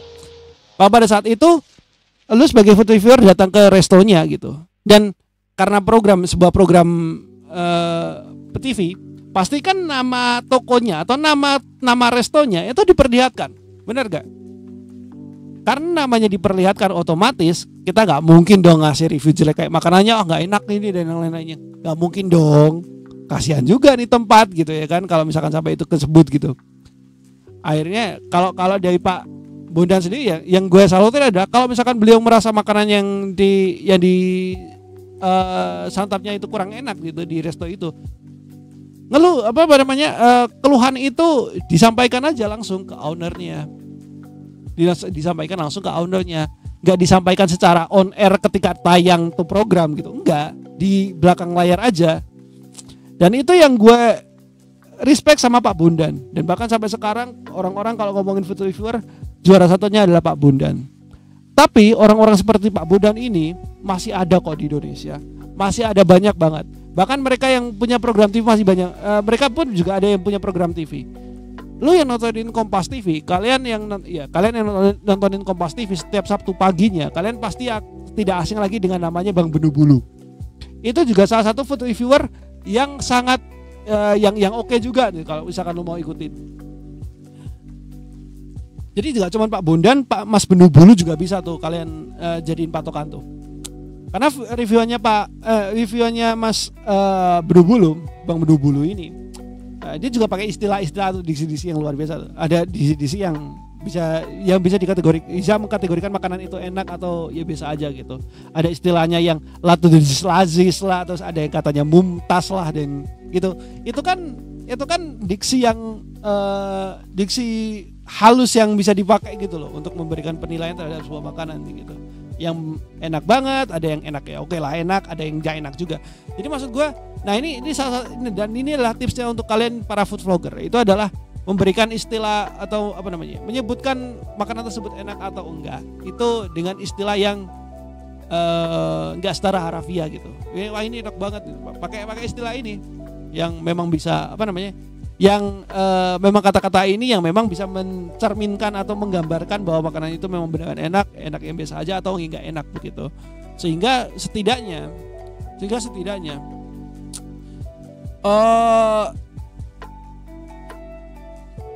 memperlihatkan bisa terlihatlah bagaimana etika dari si food vlogger itu, bagaimana etika yang dijunjungnya, adab yang dijunjungnya gitu loh. Jadi gitu teman-teman. BTW tindakan boykot ini ramai banget diperbincangkan di media sosial. Tak terkecuali sorry ini gue beribet tadi. Aksi boykot ini ramai diperbincangkan di media sosial, bahkan X pun juga ramai. Kalau teman-teman cari, coba gue kasih lihat aja ke lu ya. Kalau kalian cari di X itu banyak banget tuh yang memberikan info-info ini. Bentar, gue coba agak lebar ini gitu. Oke. Nah, gue taruh di tengah, center of screen. Oke. Kalau teman-teman cari di X ya, teman-teman akan dapat informasi banyak banget ini. Kalau coba cari aja dengan kata kunci boycott food vlogging, boycott food reviewer, lo akan dapat informasi banyak banget di sini. Gue kasih lihat ke lo dulu ya. Nih, kalau lo lihat di sini ya, dari kelihatan nih postingan boykotnya Code Blue ya kan. Maksud gue, saran gue ya, mas yang dari akun Code Blue ini, kalau bisa harusnya dari dulu sampai sekarang nggak usah face reveal deh. Gue kasih nama muka lu, Pak. Takutnya udah diposting takutnya nih, masalahnya tadi boykot tuh sekalian aja tempelin mukanya di berbagai macam tempat gitu. Itu kasihan banget sih, maksud gue. Itu terus, oke, ini banyak banget ya. Ada bahkan sampai ini food reviewer yang kupercaya hanya Pak Bondan Winarno tuh.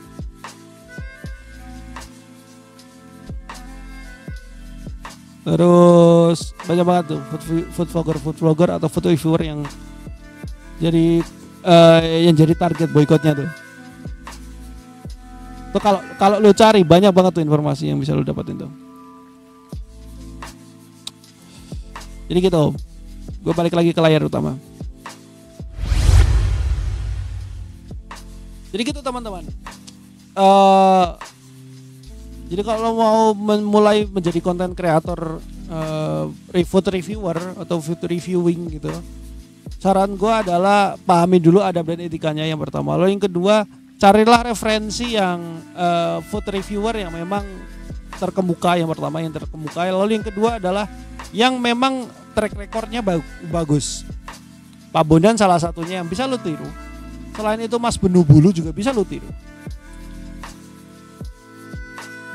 Gue bisa sebut ya, kalau di generasi kita ya, mereka tuh yang memang beneran food reviewer yang mereka gak cuman asal ngomong aja makanannya enak, gak enak, gak kayak gitu, gak cuman itu aja. Tapi mereka juga memang bisa mendeskripsikan apa yang mereka rasakan, apa yang mereka nikmati. Bumbu-bumbunya yang dirasakan atau bumbu-bumbu yang ada dalam masakan tersebut bisa dia deskripsikan dengan baik. Jadi lu mesti belajar dari situ. Jadi gitu ya. Itu aja. Jadi itu aja untuk Hanafi Says kali ini, karena udah pukul 17:37. Kita akan ngobrolin bahasan-bahasan yang lain selain yang kayak gini, yang rame-rame diperbincangkan di media sosial di segmen Hanafi Says mendatang.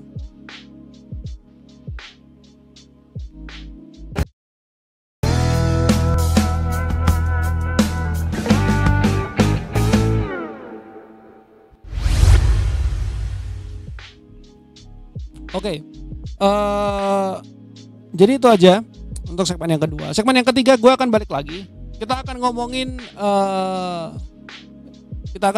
soal yang juga ramai ini buat teman-teman, apalagi ini yang lagi yang ikutan CPNS maupun P3K.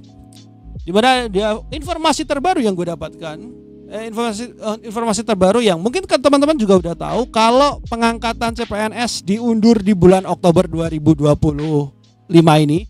Dan yang di P3K kalau nggak salah Maret 2026. Kasihan banget. Ini kita akan bahas semuanya. Betul, kalau tanya kenapa gue pengen ngebahas ini, karena gue juga ikutan CPNS, alhamdulillah lolos. Dan ketika dapat berita terkait pengangkatan itu terjadi di bulan Oktober, agak why juga menurut gue, dan ini perlu gue suarakan. Gue perlu ngomongin ini juga. Jadi gue akan ngobrolin ini tapi nanti di segmen selanjutnya. Pastikan teman-teman semuanya tetap bareng kita di Lukman Internet Live Show season kelima, episode keempat. Kita akan balik lagi setelah iklan. We'll be right back.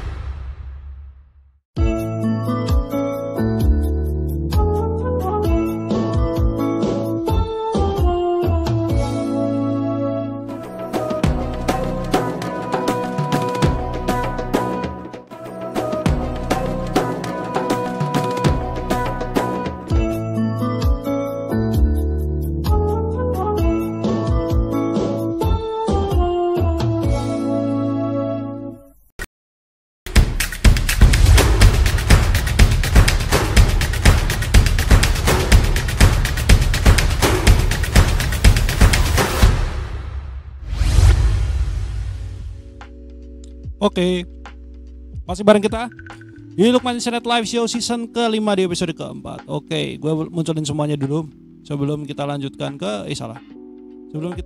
ke bahasan kita yang selanjutnya. Teman-teman, kita mau ngomongin soal berita yang baru aja yang beberapa hari yang lalu kita dapatin ya. Mungkin teman-teman ada yang tahu kalau pengangkatan CPNS tahun 2024 dan juga P3K di tahap 1 dan tahap 2 kalau nggak salah itu diundur untuk pengangkatannya di Oktober 2025 untuk yang CPNS, sedangkan yang P3K perkiraan adalah Maret 2026. Betul, berita ini muncul ketika awalnya kejadiannya adalah dari pihak BKN dan juga Kemenpan RB yang melakukan melakukan rapat gitu bersama DPR, dan terciptalah kesepakatan tersebut. Nah, sekarang begini, masalahnya adalah teman-teman, setelah informasi itu muncul, jadi multitafsir teman-teman. Multitafsirnya adalah sorry. Multitafsirnya adalah Oktober 2025 itu banyak yang menganggap kalau itu tuh adalah batas maksimal untuk instansi ngurusin masalah ini. Batas maksimal untuk instansi ngurusin pemberkasan pengusulan NIP begitu. Sehingga makanya pengangkatannya jadinya bulan Oktober 2025. Dan Oktober 2025 itu adalah jadi batas akhir untuk pihak instansi melakukan untuk mengajukan usul. Ada yang berspekulasi seperti itu. Ada juga yang bilang kalau mereka jadi kayak misalkan karena namanya batas maksimal ya. Batas maksimalnya adalah Oktober. Jadi beberapa instansi mungkin ada yang bisa selesai sebelum bulan Oktober sehingga usulnya bisa muncul di sebelum Oktober 2025. Dan pengangkatannya masih kembali lagi pengangkatannya adalah duluan juga gitu. Nah, ini jadi bingung gue. Ada yang bilang pengangkatannya di Oktober 2025, ada yang Oktober 2025 itu adalah batas maksimalnya. Batas maksimal untuk ngurusin pengusulan NIP dan dan kembali lagi pengusulan NIP-nya keluar dan akhirnya pengangkatan tetap di bulan Oktober. Nah, yang jadi masalah adalah yang kasihan adalah mereka yang udah lulus mereka yang lulus CPNS tapi mereka udah keburu resign di bulan Januari atau Februari ini. Karena kalau sebelum dilakukan penyesuaian ini atau kesepakatan ini, itu jadwalnya harusnya ya. Itu tuh setidaknya bulan Mei atau bulan Juni untuk pengangkatan CPNS. Bahkan usulnya aja harusnya bulan ini sampai bulan Maret. Sekitar bulan Maret tanggal berapa sih? Bulan Maret tanggal 22-an ya gitu. Seingat gue jadwalnya seperti itu. Kalau di instansi gue Kominfo seperti itu. Cuman masalahnya gini. Setelah penyesuaian ini kan jadi permasalahan juga. Karena mereka yang udah resign, mereka akhirnya harus bertahan hidup begitu dalam tanda kutip ya. Bertahan hidup selama beberapa bulan sampai bulan Oktober 2025 mendatang. Dengan tanpa penghasilan sama sekali karena mereka udah resign pastinya. Nah, ini kemudian ramai mereka yang para CPNS yang yang tinggal menunggu pengusulan NIP ini keluar dan SK-nya turun. Ini akhirnya mereka pada protes dan mengungkapkan kekecewaannya di berbagai macam media sosial begitu. Gua akan kasih lihat ke lo ini di akun X ya. Di X ini ramai juga nih, gua kasih lihat ke lo. Lo coba aja cari di X ya, di X CPNS Oktober. Kalian akan dapetin banyak banget nih keresahan netizen dan juga para peserta CPNS yang keterima dan tinggal nunggu SK turun begitu, SK penetapannya turun. Jadi mereka pada kecewa, kenapa diundurnya di bulan Oktober gitu. Nah, ada salah satunya, gue coba lihat ini. Dari @ngelunglunglu ada skor 45 menit yang lalu ini. Dia komentar, dia memberikan statement seperti ini. Halah bikin emosi aja. Sore ini BKN merilis siaran pers buat negasin CPNS diangkat bulan Oktober 2025 dan P3K diangkat bulan Maret 2026. Bisa nggak sih kalian dengerin jeritan kami jutaan CASN 2024? Kami inginnya sesuai timeline awal, kalian malah kekeh dengan ego kalian. Jadi suratnya udah keluar nih guys, 9 Maret 2025. Panjang banget. Ntar kalau misalkan lo pengen baca, lo cek aja langsung sendiri aja di akun X ya, di laman X. Kalian cari aja pakai kata kunci di CPNS Oktober CPNS Oktober. Lanjut, ada banyak banget nih. Polemik rekrutmen ASN, kuota berkembang, pengangkatan tertunda. Nah ini nih, banyak banget nih. Lo bisa lihat di sini. Terus bahkan banyak banget nih program berita nih. Program berita ngomongin soal pengangkatan CASN ini. Banyak banget. Ke CASN Ceos sudah ada yang sewa kos. Ini kasihan banget nih.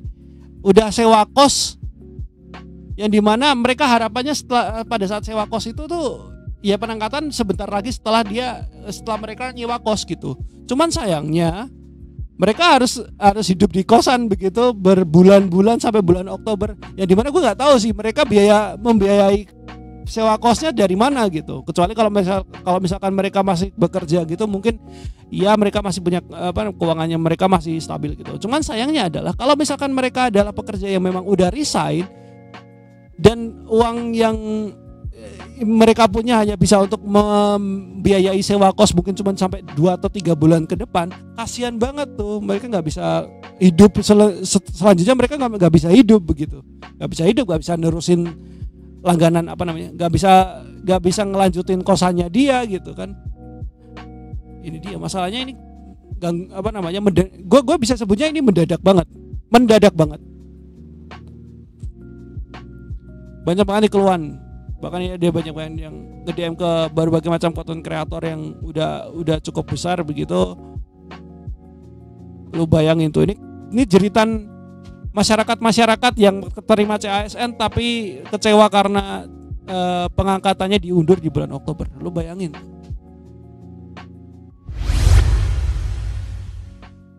Kalau tanya ke gue apakah gue ikutan kecewa? Yes. Karena harapan gue tuh kalau pengangkatannya dalam waktu terdekat, gue tuh udah bisa ngasilin dari kerjaan gue gitu. Karena gue sampai sekarang masih mengandalkan kerjaan gue sebagai freelance, yang dimana gue hidup dari bikin aset-aset digital begitu, aset-aset digital yang dipakai untuk proyekan entah video animasi dan yang lain-lainnya begitu. Ya dimana uangnya atau hasilnya nggak seberapa. Dan sebenarnya ya, walaupun dalam waktu ini tuh sebenarnya gue sempat kepikiran untuk ikutan prakerja. Anehnya adalah gue buka situsnya prakerja di blog. Lo tau nggak? Akun iya. Lo kalau nyoba cek ininya, lo nyoba cek situsnya prakerja, lo buka itu pertamanya kan dapat peringatan tuh. Coba lo kayak visit unsafe website itu, ntar munculnya internet positif, katanya itu website mengandung unsur pornografi. Aneh banget. Bayangin tuh, situs lu bayangin tuh, situs prakerja dianggapnya tuh ada unsur pornografinya. Tapi kita sampaikan dulu. Gue BTW kalau lu tanya ke gue kenapa gue pengen ikutan prakerja, karena gue setidaknya gue pengen nambah skill gitu. Kan lumayan 7 bulan nih. Ini sekitar ke 7 bulan. Ya sekitaran 7 bulan bener ya. 7 bulan ke depan ini kan lagi kosong banget nih. Gue enggak ada kegiatan apapun. Sehingga gue pengen ngisinya itu dengan nambah skill, nambah keterampilan begitu. Yang setidaknya kalau lu ikut prakerja kan dapat insentif tuh. Ternyata enggak ada. Apakah ini karena dampak efisiensi?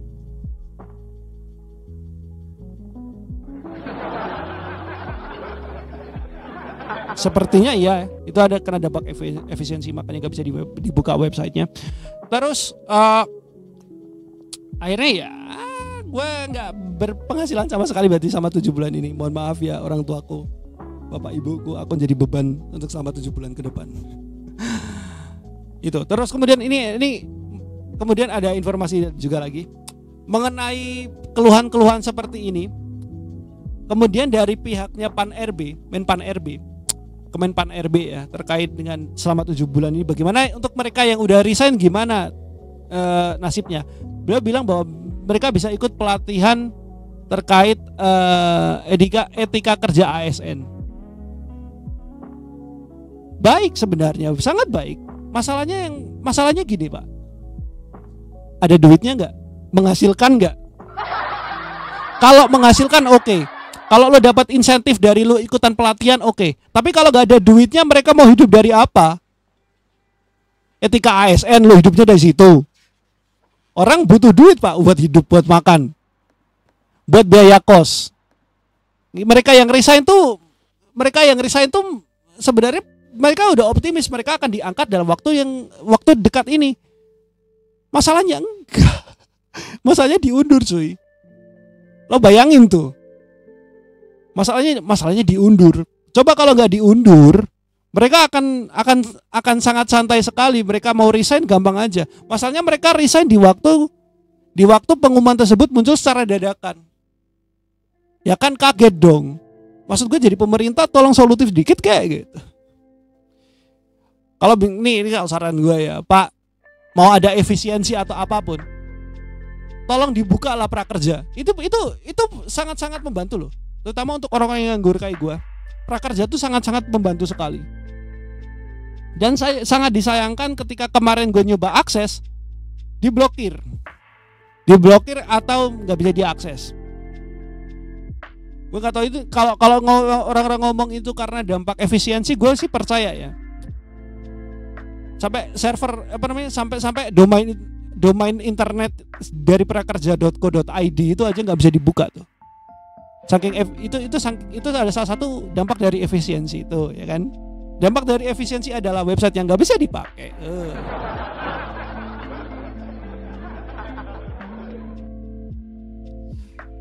Ya itulah jeritan-jeritan masyarakat ya. Aduh, gue juga pusing juga nih. Masalahnya gini, teman-teman gue banyak banget di antara mereka yang jadi ASN, yang sekarang jadi daftar di CASN. Jadi tahun 2024 ini banyak banget tuh. Ada yang mereka jadi guru, ada yang mereka dari di Pemda, ada yang mereka di kementerian begitu. Kasihan mereka. Perjuangan mereka untuk jadi ASN dan sedikit lagi nih akan jadi akan diangkat, diundur, dirusak gara-gara kesepakatan yang kayak gini.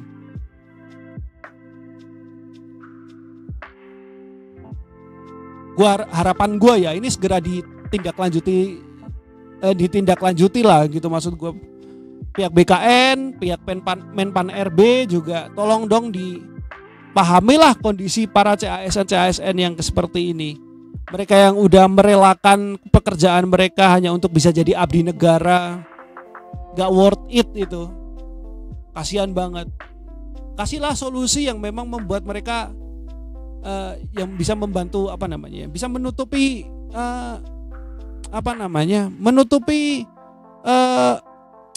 bukan kekurangan, keluhan mereka.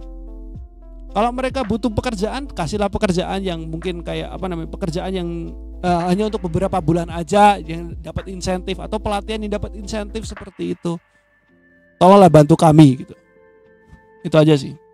Gitu. Oke, buat teman-teman yang ada di daerah Semarang, Yogyakarta, dan daerah-daerah tertentu yang udah masuk waktu buka puasa, selamat berbuka puasa. Daerah gue juga barusan udah terdengar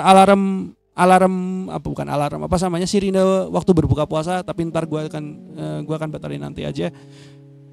Sambil membunuh waktu untuk menantikan azan maghrib untuk wilayah DKI Jakarta dan sekitarnya, gue pengen sedikit sharing, teman-teman.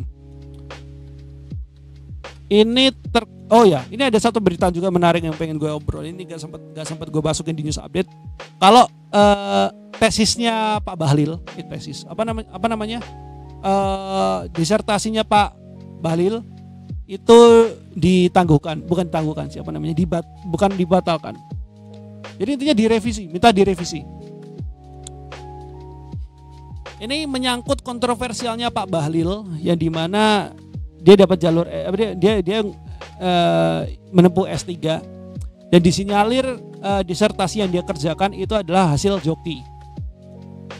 Karena dia bisa studi sangat singkat sekali S3 di UI dan dengan durasi yang sesingkat itu dia bisa menyelesaikan disertasi yang walaupun akhirnya ujung-ujungnya minta untuk direvisi. Tapi gue nggak tahu ini direvisi atau dibatalkan. Tapi kayaknya nggak dibatalkan juga karena pihak UI kayaknya nggak berani membatalkan orang-orang dari penguasa.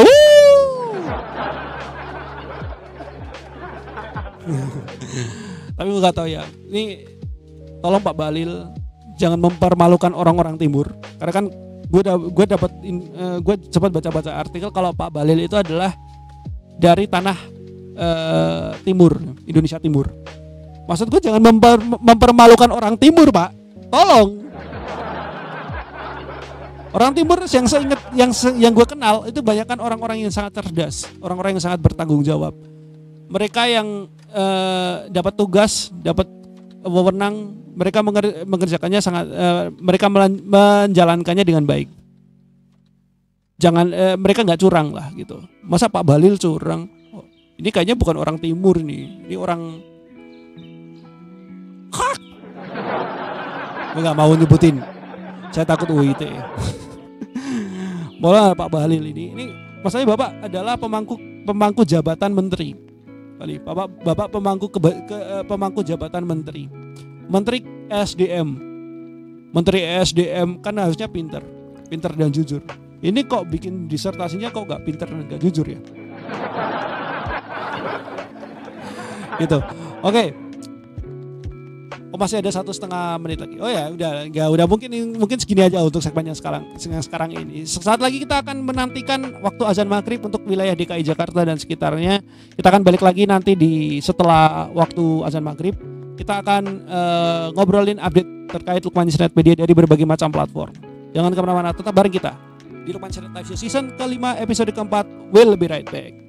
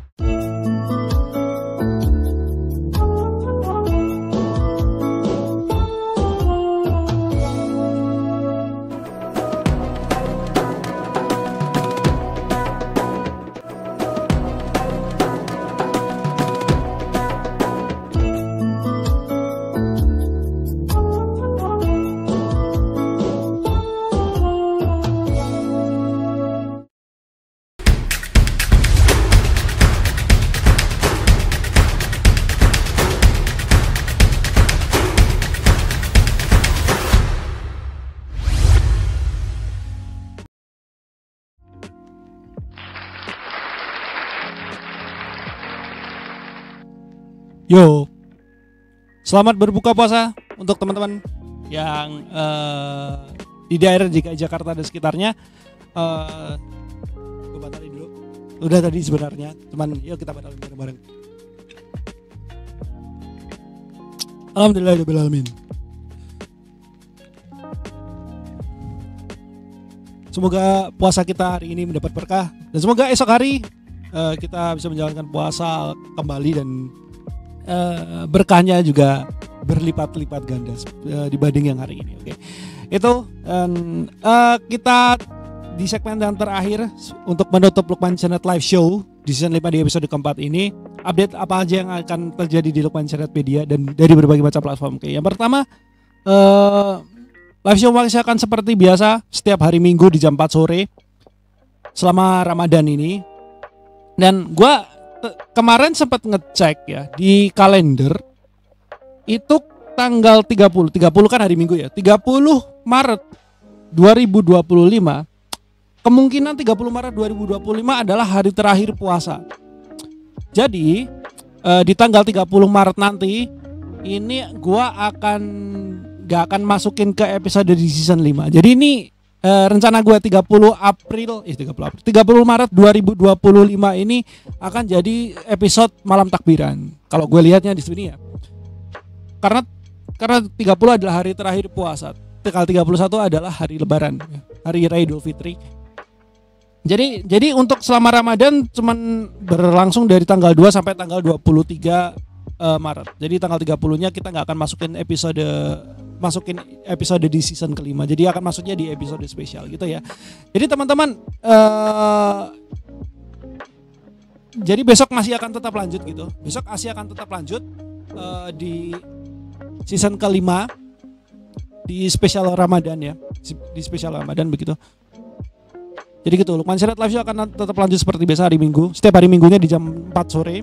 Tayangnya di TikTok Hanafi_Lukman atau di siaran ulangnya di YouTube Lukman Internet Media yang akan tayang kalau siaran ulangnya di esok Senin di jam yang sama, di jam setengah bukan di jam yang sama. Hari Senin jam setengah 5 sore. Itu aja ya. Itu kemudian konten yang lain, video podcast gak ada kepikiran gue bikin konten podcast apa gitu, gue gak kepikiran. Terus video komen gue masih butuh ini ya juga, masih butuh apa namanya, film-film ataupun film pendek gitu buat anak sekolah gitu yang bisa gue komentari. Kalau kalian punya rekomendasi, kalian bisa kirimin aja filmnya atau link filmnya ke DM Instagram gue di @hanafi_lukman. Kalian kirimkan aja di sana. Kalau misalkan filmnya menarik untuk gue review atau gue komentari, ya gue akan bikin kontennya gitu ya. Terus ya itu aja mungkin ya.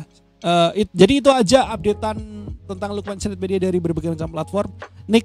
Konten TikTok masih akan tetap lanjut. Kalau misalkan ada yang menarik, gue komentari. Nanti mungkin gue akan bikin potongan-potongan juga dari live stream ini. Jadi ya itu aja mungkin ya untuk episode kali ini. Terima kasih untuk kalian yang udah nontonin dari jam 4 sore tadi sampai jam 6:30 malam ini. Kita ketemu lagi minggu depan dengan bahasan-bahasan yang lebih seru. Dan seperti biasa Hanafi dengan endingan khasnya, dengan akhiran seperti biasa. Stay creative and stay positive thinking. Sampai jumpa minggu depan di Lukman Channel Live Show season 5 di episode mendatang. Bye.